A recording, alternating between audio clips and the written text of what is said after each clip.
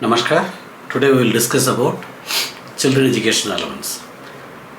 On 14th March 2024, the DOPT has issued one clarification stating that for nursery also 3 years we can pay. So based on that, now we are seeing entire children education allowance and hostel subsidy related guidelines.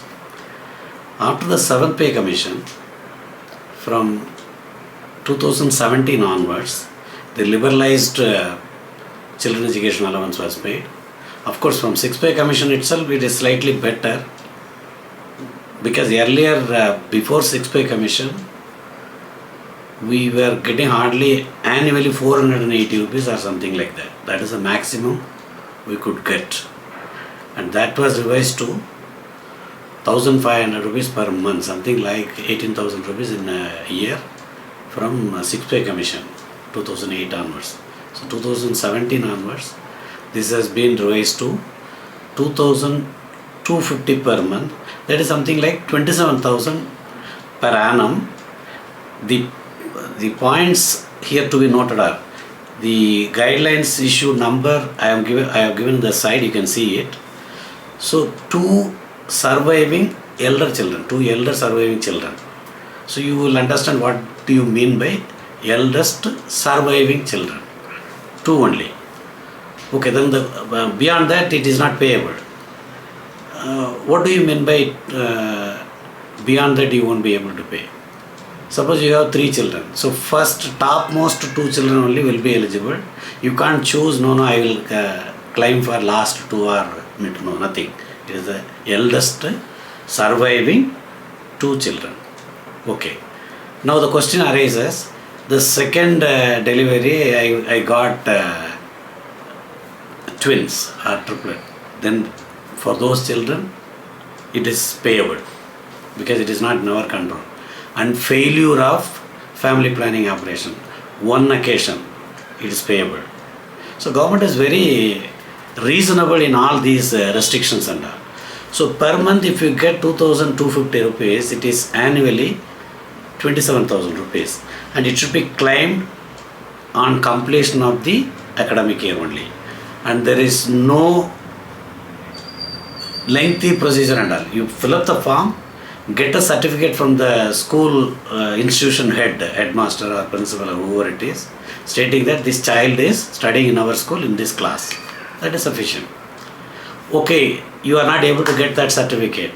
You attach self-certified report card or some whatever payment fees you paid.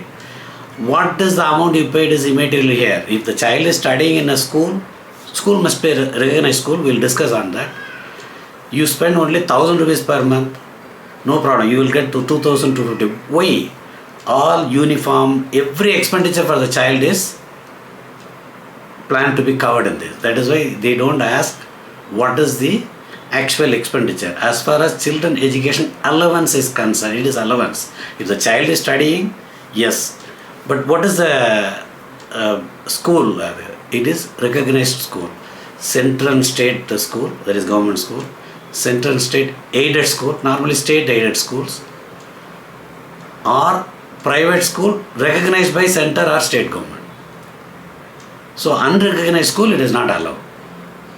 Okay, again, Divyang, if the child is handicapped and you put in some private school for the special treatment, then even the recognition part is not insisted for the Divyang child, the child which is disabled one. Okay, now nursery, 1st standard to 12th standard. So 13 years it was envisaged till last year. Now this year they have revised it to nursery itself you can have 3 years, and then 1st standard onwards 12th. Okay, now the child after 10th child goes to diploma. Yes, first 2 years of the diploma child can claim, provided child has not claimed 11th and 12th. Idea is up to 12th standard, 1st onwards 12 years child will get 12th. 12 years does not mean, suppose the child fails in one particular year, the child will not get, the reimbursement for the child will not be available. No. They are not seeing the performance also nowadays. Earlier that condition was there. So with the present condition, the new regulations, child for 3 years in the nurseries before first standard, if it studies, and then, but it should be recognized one, that is very important. And then first standard to 12th standard. Suppose after 10th, if child goes to some engineering college, something like diploma, 10 plus diploma something, yes, first 2 years. Not only that, if the child studies through distance mode, there again it is payable. This is children education allowance. Okay, now it is revised to, now DA has reached to a 50%. So naturally it is revised by 25% more. So the 2,250 per month will become 2,812.5 per month for 12 months. This is one thing. Now hostel subsidy. Hostel subsidy, the child, there is no other condition. Earlier lots of condition, nothing is there. Child is in a residence school and the distance is at least 50 kilometers from the parents' residence. That's all, simple. The child is in a residence school and it is minimum distance from the parents' residence to the residential school is at least 50 kilometers. Yes, child is eligible for that. Government employee whose child is studying, the government employee is eligible for reimbursement of hostel subsidy of actual expenditure subject to a ceiling of 6,750 per month. Here actual expenditure, you have to give the proof, either receipt or school, residential school certificate stating the amount of hostel fee paid every month. So if the hostel fee is less than 6,750, whatever is paid will be given. If it is 6,750 or more, the ceiling is 6,750 per month. So annually it comes to 81,000 rupees. Now that is revised. 6,750 has been revised to 8,000, will be revised because now D has reached 50%, orders have been issued. Automatically this will get revised to 8,437.5. So 0.5 I am telling for month. If 12 month it becomes 6 rupees. Automatically you get full amount only. So monthly you can't round it. You have to round it to the total bill amount. That is annual only we have to say. Okay, now, so in the absence of government clarifying that you round it every month, no, government does not say. So you have to calculate for month wise, multiply by 12 and the total will be rounded to the nearest rupee. So instead of now 6,750, it is per month the maximum amount payable is 8,437.5. So and now children can get both because children education allowance automatically, since he is studying without any bill etc. with the studying proof, some fee or college certificate, school certificate we told, with that you can pay children education allowance, and hostel subsidy with the copy of fee receipt etc. at the actual amount limited to this ceiling. Now both are payable. So a child can get, if the child studies in a hostel which is 50 kilometers away from the minimum, away from the residence, yes, both amount are payable. Now already I told you, children performance is not taken into account. Suppose in one school child fails, yes, you can pay, you can continue to pay till it reaches 12th standard. For Divyangan, that is disabled child, 22 years, up to the age of 22 years is given. But for other child, up to 12th. Normally, continuously child won't fail. So, but even if it fails, we have to pay. That is what the order says. Okay. Now, okay, but suppose child fails, second time you pay. The parent shifts a child from one school to another, resulting in paying two different fee, almost double, something like that. They spend more. Then only one is payable, not both. Because you are shifting in between and spending more. Government will pay only one payment. Children education allowance for the school 2250, now it is 32812.5. But hostel subsidy will be limited to this 841 only. The second school, both you don't need to calculate. It is something like this. Okay. and the bill will be annually after the completion of the academic year, so that you will get full amount. Now, if the employee is on a long leave, child is studying, maternity leave anyway it is fully, for all practical purposes, we have to take into account.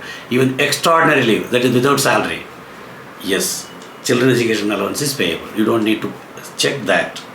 Suspension period, yes, child is not at fault, so children education allowance and hostel subsidy both will be paid for long leave or suspension also. Okay. But what about dies non? No. The period of dies non, the employee is not entitled to either of children education allowance or hostel subsidy. No, it is not paid. So suppose some 2 months there is a dies non period, for that 2 months it will not be paid. It has to be calculated according to the period also. Now, in case of retirement, discharge, removal, dismissal.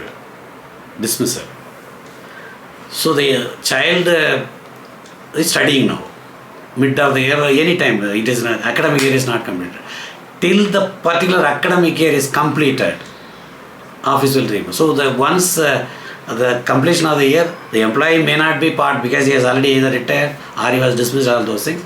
But the last serving office, the employee who served in the last place, that office will pay the reimbursement to the employee, the ex-employee, based on the usual application, etc.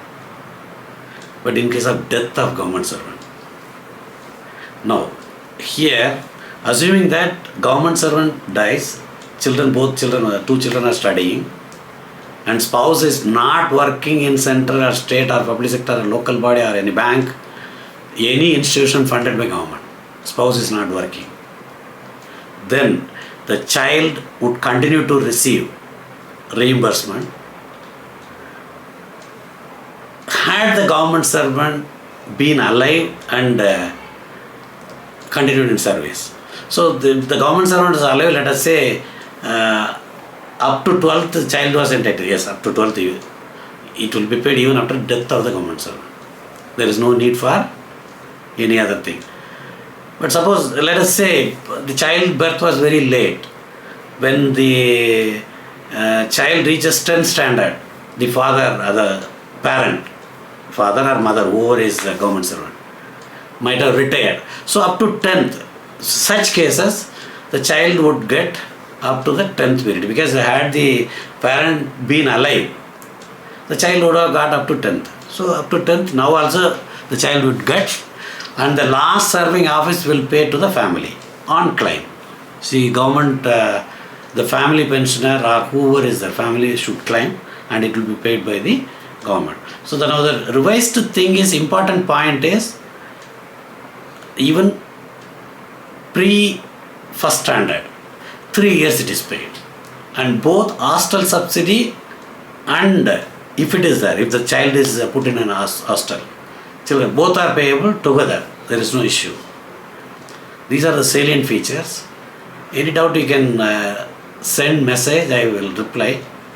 One more point is that children of employees from Nepal and Bhutan who are serving in Government of India, they are also eligible, provided the mission will certify that the school is recognized, all those things. That part I did not highlight because, okay, simple this point only. With that, the salient features of children education allowance ends. Namaskar.